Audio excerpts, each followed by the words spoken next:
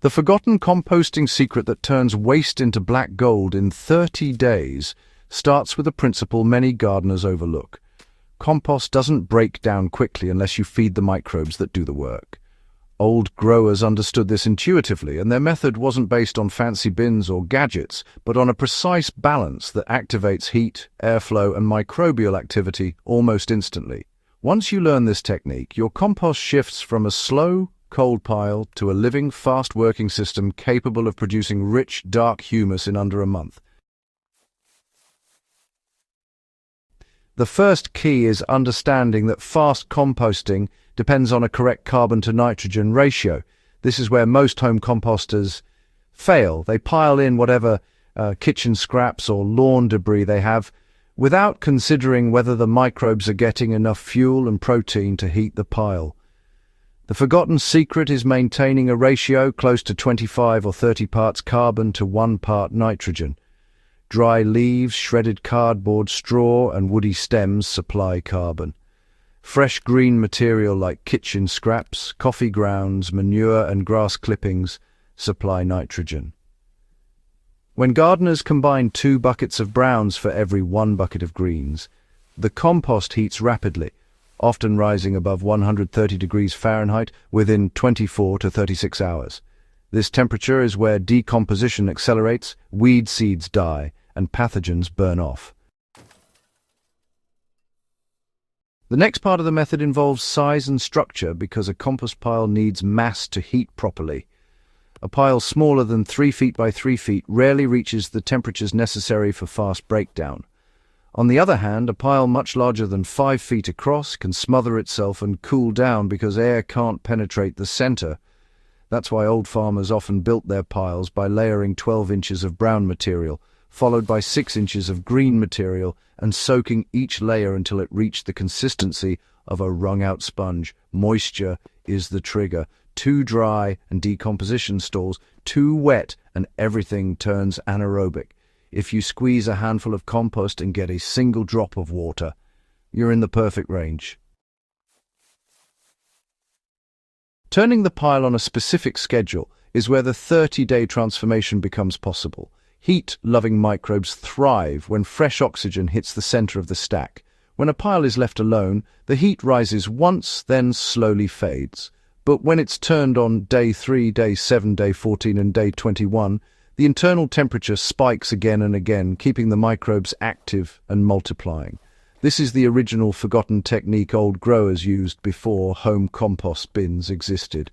It was simple but incredibly effective. They turned with a pitchfork, lifting the outer cool layers into the center each time. Gardeners who follow the same routine today still report finished compost in under a month, often reaching a state where it looks dark, crumbly, and earthy scented around day 28 to 30. The secret also relies on shredding materials finer than most people think necessary. Microbes don't chew, they surface decompose. When materials are shredded to 1-inch pieces or smaller, the surface area increases dramatically, allowing microorganisms to latch on quickly. Old growers used machetes or hoes to chop kitchen waste, hay, or vines into manageable pieces. Today, you can do the same with pruning shears or a mulching mower. For example, if you start with a wheelbarrow of leaves and run them over twice with a mower, these leaves will compost 3 to 4 times faster than whole ones. Pair that shredded material with equal parts fresh grass clippings, mix well, moisten it, and watch how fast the heat builds. Adding living compost starters is another part of the old method that modern gardeners often skip. A handful of mature compost introduces the microbes you need to jumpstart the pile. In the past, farmers often scooped a few shovels of rich soil from beneath an old pile or along barn edges where decomposition was naturally active. Today, you can achieve the same effect by adding 1 shovel of finished compost or healthy garden soil for every 10 shovels of fresh material. This small addition is enough to seed the entire pile with active bacteria, fungi, and beneficial decomposers. The forgotten technique also emphasizes the importance of avoiding materials that slow the process. Thick branches, large wood chunks, and fatty kitchen scraps drag the pile down because, well, the microbes just can't break them down quickly.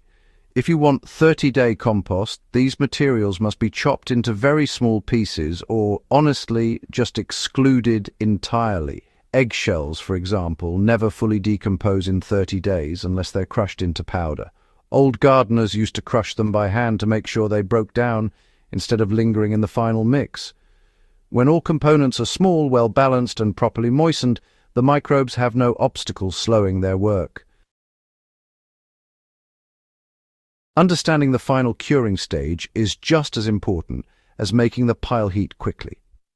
Even in a 30-day system, compost really benefits from resting. After the final turn near day 21, the pile will cool slightly as the fast-acting microbes finish their job and slower fungi take over. Allowing the compost to sit untouched for the final week improves texture and aroma, letting it become true black gold. When you squeeze a handful and it crumbles without sticking, you know it's ready to enrich beds, feed herbs, and increase soil fertility immediately. Using the finished product correctly ensures all the hard work pays off. A 1-inch layer added to the top of herb beds in early spring releases nutrients steadily without burning plants. For heavy feeders like tomatoes or peppers, mixing 2 parts compost to 5 parts garden soil creates a rich starting medium that supports strong growth. Raised beds benefit from 4 to 5 gallons of fresh compost per square yard. When the compost is pure, earthy, and biologically active, you'll see the difference in your plants within weeks.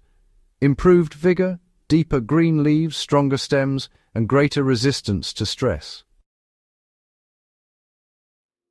Fast, natural composting is one of the most powerful tools a gardener can learn, and this forgotten 30-day method really proves that simplicity is often the most effective approach. With the right balance, moisture, and turning schedule, any gardener can turn kitchen scraps and yard waste into fertile organic matter that transforms soil season after season. If you enjoyed this guide and want more practical, time-tested techniques for real gardeners, subscribe to Gentle Herb Gardening and share this video with others who want to grow better, healthier plants.